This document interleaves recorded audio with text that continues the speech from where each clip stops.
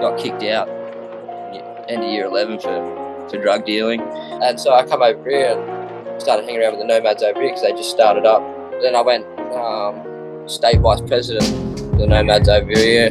Sergeant at the time, bigger bloke, just comes up out of nowhere, just banging straight back ahead. And I was like, what? Next minute, all straight back into it. It's just a negative, dark world. Like, there's nothing good comes from it. Young soldier of God, steady march. Yo, it's your boy Dave here. This is the Fallon Show. Hope all is going well out there. God bless you all. How about you introduce yourself, my brother, and where you're from? Trent Reeves, punchy from Perth. Lived in Sydney, over east and stuff. So yeah, I know a few people over there too. Solid, brother. Punchy from Perth, man. How's the weather going over there, brother? Beautiful, bro. It's lovely. Well, you actually just had a Harley accident just recently, didn't you, brother? How are you bouncing back from that? Yeah, not bad. Couple of months ago now. So yeah, I was riding. It was about 9 o'clock at night. Just rained, and this 80-year-old bloke he was doing Uber driving. He just pulled out across the road and pulled out his phone and just stopped in the middle of the road, and I just locked up and just T-boned him. Yeah, so the brother Trent here, man, it's good to have him on the show. So yeah, just like he said, so he's from Perth, or Punchy. So he's from Perth, but obviously, you know, he knows a few people all across Australia there. The brother Punchy here has an awesome story of redemption. You know, obviously on the show, you know, a lot of the boys that jump on here have a story of what they've been through and what they've been able to overcome, the adversities they've been able to overcome. Isn't that right, brother? Yeah, bro. And yeah, none of it's worse. And I love the movement. Like, it's a good cause. Yeah, it's good to see so many people that have, you know, been there and done it, getting behind you and supporting the movement, and trying to, you know, the next generation, get them to see that there is better life, you know, doing the right thing and just chilling. Yeah, that's right. Yeah, just chilling, man. And also, you know, it's awesome to get the boys on here and sort of tell the realities of what that life is actually like. You know what I mean? It's not all bling bling and glamour. You know what I mean? There's a lot of dirt behind all of that gold. And you know, so the brother here, Punchy, was also the vice president of the Nomads. So, you know, Punchy here knows what it's about, and you know, obviously he's on his path now, and he's been able to you know, find that redemption, and now he's got a message for all of the younger ones that are thinking of taking that path, you know, and walking that walk. Yeah, none of it's worth it, and especially the younger generation, like seeing the crime and everything, you know, getting to what it is. Like, there's some really, you know, bad, dark happening for no reason, like just because people trying to prove a point or, you know, prove a name for themselves. So like that shit. Us as parents and stuff too, you know, it's like I used to get flogged out of me as a kid and whatnot, and like heaps of people did, and it was a thing, you know, generational trauma. Our parents were hit as children, and their parents were hit as, so it kind of has just gone down the line, and that's where I drew the line, and it's like, you know, it stops here with me. There's like I can sit down and talk to anyone about anything, you know. It's like you don't need to get angry, or especially like kids. Like, I've got 2 kids and stuff, and they're innocent. Like, there's ways you can literally guide your children on any path possible just from talking to them, you know, like just. Yeah, no, 100% Punchy. And I mean, like a lot of other guests that jumped on the show, but it's all about breaking that cycle. Like you said, man, generational trauma, you know, it needs to stop. And it can only stop within, you know what I mean, within yourself and into the next generation. So I mean, so for you, brother, I mean, so from Perth originally as a brother, can you sort of paint a picture of, you know, what it was like out there? Yeah, growing up out here, it's changed a lot now, but you know, it was always the wild, wild west. Yeah, it was pretty relaxed over here. You know, there's no tolls or anything. It's, yeah, everything's pretty laid back. Well, WA, everyone says, you know, it stands for wait a while because we're so behind over here. We're only just getting like freeways and stuff now. Yeah, you know, it's good over here. Grew up around the water and farming and stuff. on a dairy farm down south, whatnot. So I always worked and, grew up giving a hand and just hands on, Yeah. Um, How was school yeah, for you? yeah, not bad. I went to Guildford Grammar, actually. Got sent there. Spent a bit of time boarding there in early high school. Got kicked out end of year 11 for drug dealing. So that was, I got, so I was about 16, got locked up by the cops and stuff, and then they were trying to. I was at the station for probably a week. Now calling everyone, trying to get someone to pick me up, to bail me out, and they ended up calling everyone, and no one was there to come get me or anything. So they ended up just opening the door and said, "We're going out the back for a smoke." So you know what that means? So they went out the back, and I just walked out, and that was them. So True that. Well, so that was sort of your first time getting arrested. I mean, bro, can I ask what sort of led to you leaving home and things like that, my bro?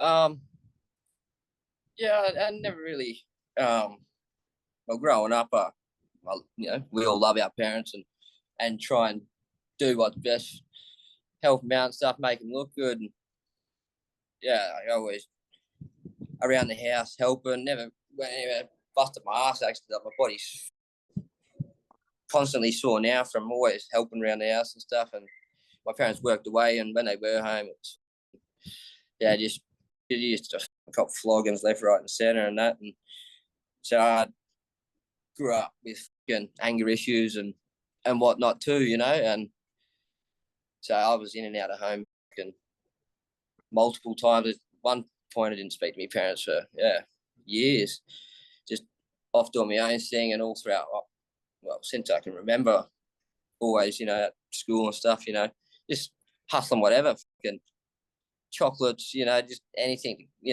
always have a couple of bucks to provide for myself. And then, so I had a few.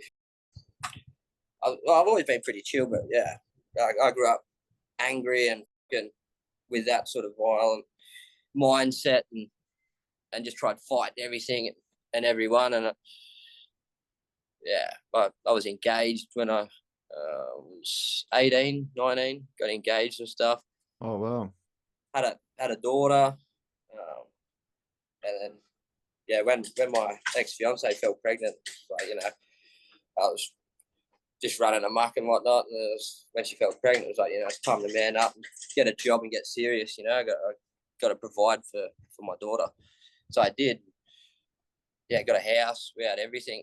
Spent 20, 30 grand on my daughter before she was even born, just to make sure that she, had everything. Because as a child that I wanted, I just wanted to make sure that I could give the best life possible to her, everything I didn't have, as every parent does. And it was actually a first Christmas. She was born in October, and we went away for family holiday for Christmas and whatnot. The day after Christmas, had an argument with my ex, and cops ended up getting called, and I had me firearms and stuff there, and they ended up me over big time. And I lost absolutely everything. I walked out of there in a pair of shorts and a shirt. Ended up getting me ute and me boat, and that was all I had. No clothes, nothing. That really me. Like, lost my job and stuff, and going from busting your ass, having everything, providing for your family, to like I had over 60 grand's worth of firearms, and lost absolutely everything. Next minute, I'm on bail. Got to go to a cop shop every day to report between certain hours, and at a young age too, I just me a bit. Like, I've always got around, known people, and done some good shit. Not pleased or proud of anything bad, but then experience and stuff like that. Like, I had nothing and no one, and I was sleeping on my mate's couch, and sort of got back into running amok and whatnot. And this was an on bail, so it was supposed to be really good, but it was getting a bit rowdy, and ended up breaching bail. So I had to go. I got locked up for a couple of days, and then my old boy drove down from Queensland. I hadn't spoken to him a few years, and then he drove down from Queensland to bail me out. Had to pay a surety and stuff, and yeah, the second time, I was seeing my ex, my daughter's mum, and like seeing my daughter because I love my daughter, and it's like the only reason I'm only going to be able to see my daughter if I'm seeing my ex, you know. So seeing her and whatnot, everything was good, and yeah, she just cracked it one day, and next minute I had cops, ambos, fireys, choppers, and docs surrounding my house and take my daughter off me, and that sort of broke me. And that was when I got done the second time because I breached bail for speaking to her and stuff. And so I was like, fuck, I'm definitely going now, because I was definitely 100% going to jail when I went to sentencing for the firearms and everything. The only reason I didn't go to jail is because 8 cops got up on the stand and gave, witness statement. It was like, how the f does cops get up there and give witness statements when they don't come until after the fact? Like, Yeah. So as soon as I got up there, I said that to the judge. And yeah, I made 8 cops look like liars in court. So that was, and obviously the domestic violence, I proved all that wrong too. So the judge is just like, this should all have just been dropped. Like, it's a head fuck, like, and it cost me fucking everything to do it. A couple $100,000. Like, it cost me $100,000 for a lawyer just for the year while I was on bail and stuff, and then losing everything, house, cars, boats. And then my son was born just after every state went into lockdown, so wasn't able to go over east and stuff. And some boys that I know over different clubs and stuff, they're brothers, and yeah, we're always good. And so I come over here and started hanging around with the Nomads over here because they just started up, and yeah, they liked me, and all the boys over here. So I was speaking on, one of my brothers was in jail with a lot of, well, he is a Nomad, but he was in jail with a few of the nationals and stuff, and so they were talking, and everyone was talking. It was all good. The boys over here had never met anyone, and then yeah, patched in straight away.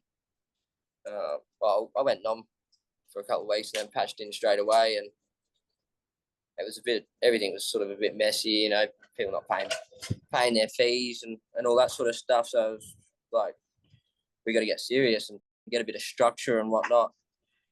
And then, yeah, I put it forward, and then I went state vice president for the Nomads over here, and we had me and a brother Scrappy. We had Perth, Charter, and obviously the state.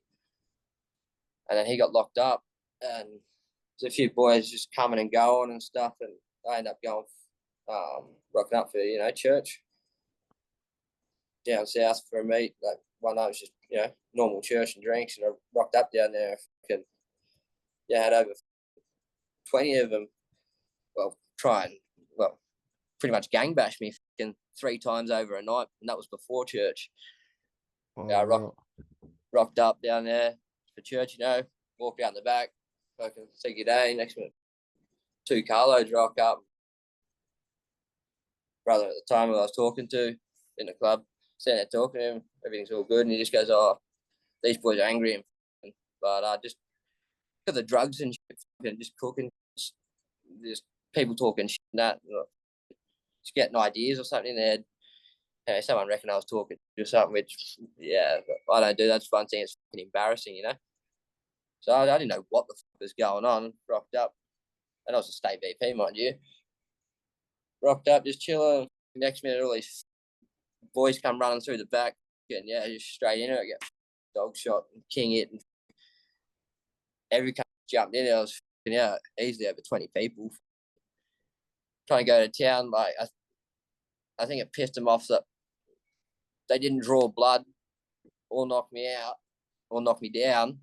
I had a sore headbutt. Tell you that. I was sore. Prospects and all noms and hang-arounds, and nobody's can't touch a member at church. Like, that's fucking big no-no. So, like, what the fuck? There's random people saying, who the fuck are these? I've never met them. They've never been down here before. And it sort of calmed down, and then, it was like, oh, we'll start church. So and went in the shed and shut the door and locked that. Just sitting there like could really fucking get scared. There, I sort of calmed down and realised that, you know, it was all a load of shit and that. But yeah, it's sort of sat there, you know, like, they're not my brothers from over east, but they're still brothers in the club, you know. And because my brothers from my charter up here they were in jail and stuff, so it was just me from up here, like with this whole other charter that was just not doing right. And like I didn't give a I don't care what you do, like as long as you're not a pedophile or a rock spy. I respect anyone's hustle. Do your thing. Like I don't care. Like as long as you're not intruding on mine, I don't care. And so I stayed around for a bit longer and still vice pres for a couple of months after that. And then I sort of still haven't seen my son, but like he was born a couple of months old and that. I was really thinking about my kids. Like I've constantly faced depression and all that sort of stuff because of everything that I've gone through. But try and, even though I'm in a dark place in my head or something, to try and just get out and keep occupied doing positive, like even if it's just going for a walk or something, like just get a fresh mind and stay as positive as you can, no matter what. Like everyone's been through shit, had hard times and stuff, obviously to certain different extents, but the world stops for no man, so you've got to keep pushing through. But if you can get out and do positive things, especially if you're in a dark place or something, like get out, help the old lady pack her car or cross the road or something, like, and you do positive actions and you start like it feels good, you know, like and people appreciate it and stuff, and you just help us. I love the movement and the focus, so it's good. Random acts of kindness, brother. Straight up, that's something we teach, bro. You do those random acts of kindness, the kindness will be returned to you double, triple, you know. And I never expect anything back from no one, but that's just good karma, you know. It just naturally comes. Exactly, brother. Well, look, man, so from there, bro, so you ended up obviously leaving the club, so how did that go for you? I sat there in my shed and like it was one of the hardest days I've ever go through, like just thinking about stuff. Like I ended up cutting my own patches off my vest and sent them back, and that was that. But it still kicks me every day. But like I've got that much heat on me. So I got raided when I was in the Nomads and stuff. Like, religiously harassed by gangers over, like gang crime over here. Walking down the street and stuff, like even out of the club, they just harassed me because it's me. We just took 6 ounces of meth off of him. He's full of shit. He's so full of shit. Nomads MC. Yeah, Nomads, Vice President. Listen to it. People join the club and like the fame and being on the front cover of the paper and stuff. So, like, I'm glad I've never been on the front. I prefer they've kept my shit out of the paper, you know, because it's not cool. And like the young kids coming up, it's like, they like to have a record or try and get a record. It's like, and you just hear the dumb shit that they've done, and it's like, why? Like my record's because that was out of my fucking hands, and that was with my partner. You know, that wasn't me going out looking to do the wrong thing. That was just me got fucked over by the government, and the cops I've had a few run-ins, and they've done and said some shit over the years, and like I've seen corruption at its finest, and that's why I've never followed in the fucking go. I've always just done my own thing, kept a positive mindset, and just do what makes you happy, and stay positive no matter what. Yeah, 100%, brother. I mean, well, so how long have you been out of the club, bro, and sort of doing your thing now? I was out for a year. Obviously, I met other boys when I was in that position for meetings and stuff from other clubs, and then I left, and a year later, started hanging out with the 81 crew over here, and then went prospect for them. That was with the Angels over here, and but I still got love and respect for all the brothers, and anyone that I call a brother, I take the shirt off my back and do anything for till the day I die. That's just me. Like, no love lost, no love found. Well, lots of love found and lots of friendships and stuff.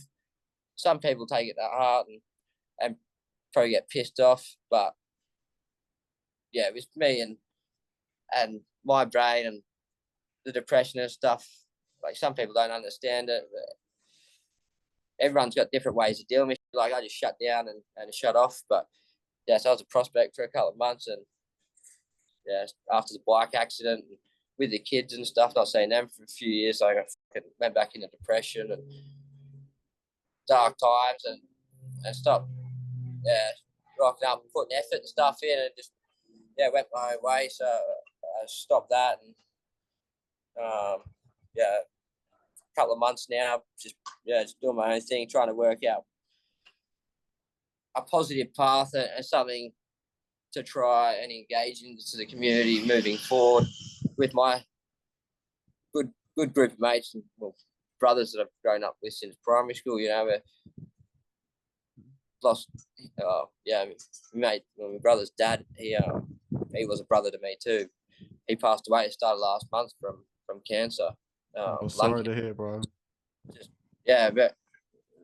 very sudden and tragic. So in spite of that, but we want to start something and positive for the community, and just like a lifestyle sort of outreach, and engage everyone that's pushing for good to engage in that. So that'll be good moving forward.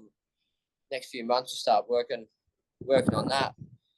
So, and it's good for my brain too. Like, instead of sitting around, depressed and sad and whatnot, like, get out. We go crayfishing every day, but doing stuff actively,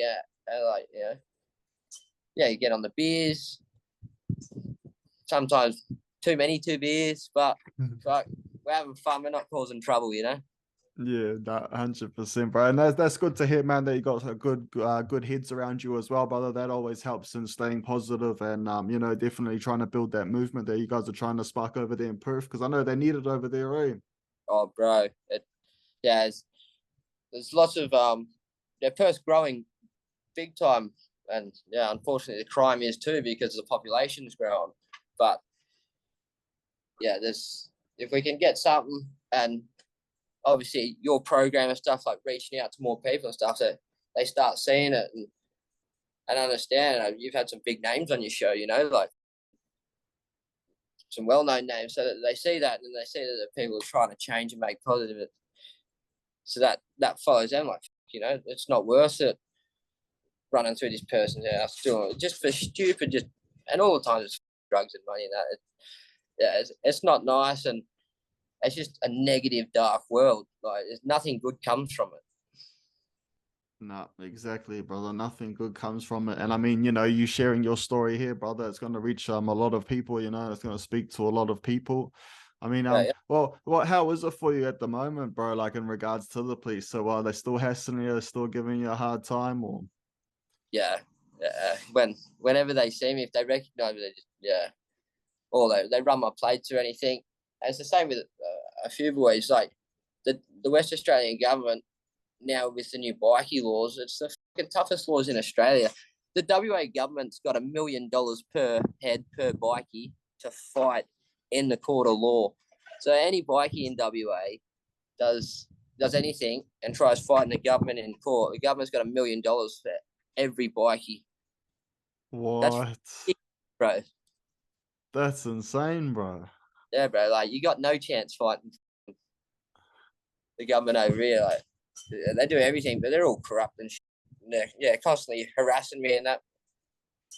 Yeah, they got nothing better to do. And a lot of the time, they're trying to start the wars and getting around. Like, when I got raided when I was in the Nomads, the fucking gangers stand there, like, I'm in cuffs, and he's stand there trying to fucking say that someone else is, like, one of my boys talking shit, saying this and that. Like, I knew it was bullshit, but he's like, Yeah, they're just tamps, bro. Yeah, exactly, bro. Yeah, I heard bad stories about them ones over there in Perth, brother.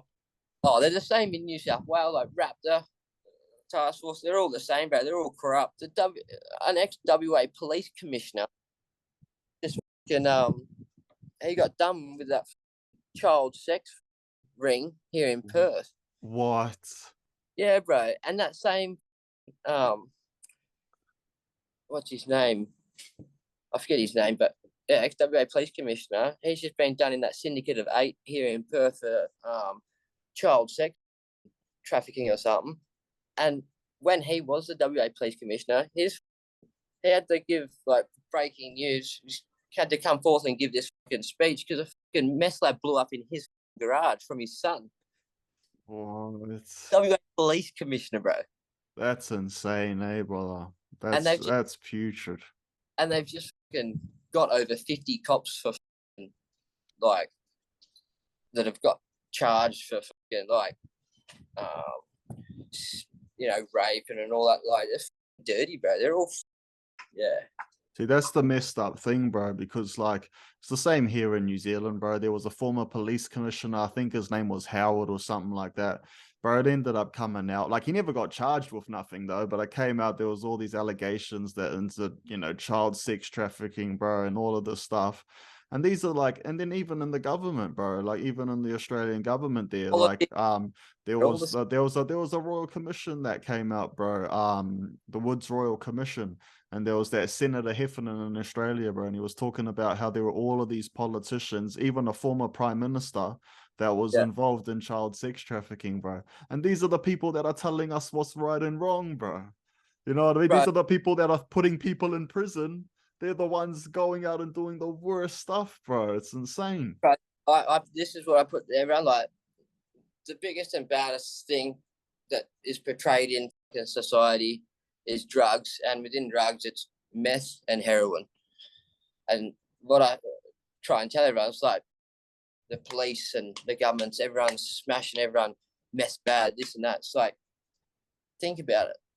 Well, the key ingredient for meth is pseudoephedrine. So that's a class A pharmaceutical drug.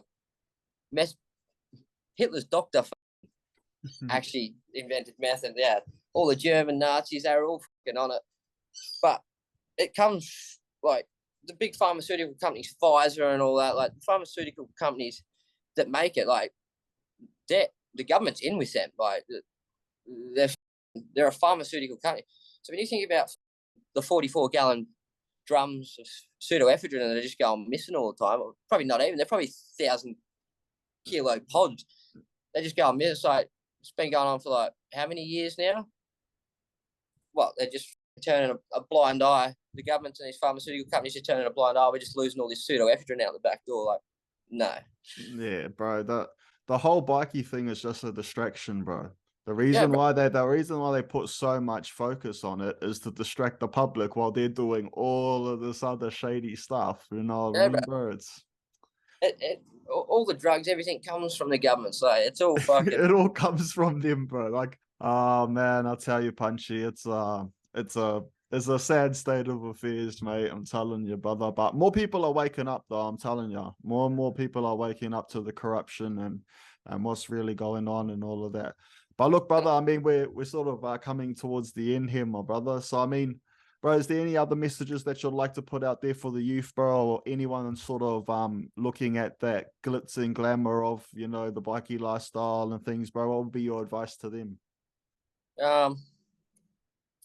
It's not worth it. Stay away. Like here in Perth, you can't even wear anything or do anything, and you're just constantly harassed. You can't turn.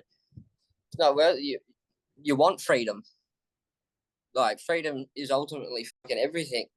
The government doesn't want you to have freedom. That's why they're cracking down on the bikies mainly, because it's the 1% of society that fucking doesn't follow by the laws and rules. And yeah, like I don't need to be in a club to. I live by my own rules and my own life, but in a positive way. It's like I don't believe in the government and all that sort of shit. At the same time, I'm not going out doing the wrong thing and going out. Forget all that negative shit. Like the world's and all the rules and laws, everything's. But you can still be happy and fucking just put all that shit aside, forget about it all, and fucking just be free. Yeah, 100%. I mean, that's what it's all about, freedom. Unfortunately, there's a lot of kids that see the patch, bro, and the Harleys and that, and they think that that's the route. They think that's the route they have to take to get freedom. You know what I mean? That's what it all comes down to. But really, it's a huge trap. You know what I mean? It's a trap of prison, of the police. It's you know, it's not true freedom, is it? Brother, you look at, you know, all these A-grade celebrities that can take their own life. They've got all the money in the world. So money and fame, it's nothing if you don't have fucking peace and happiness within. Yeah, 100%, brother. And it says in the Bible, bro, what does it profit a man if he gains the world but loses his soul? You know what I mean? So, you know, keep that soul and keep that happiness. All right, Punchy, man. Well, again, brother, it was good having you on the show, brother. Sending nothing but love and respect your way out there in Perth, bro. You know, bless your journey ahead with your boys and making those positive changes for the youth. Much love, Punchy. Thanks, brother. You too, brother. And always forget, God gives his hardest battles to his strongest soldiers. Amen, brother. All right. Peace, brother. Peace, fella.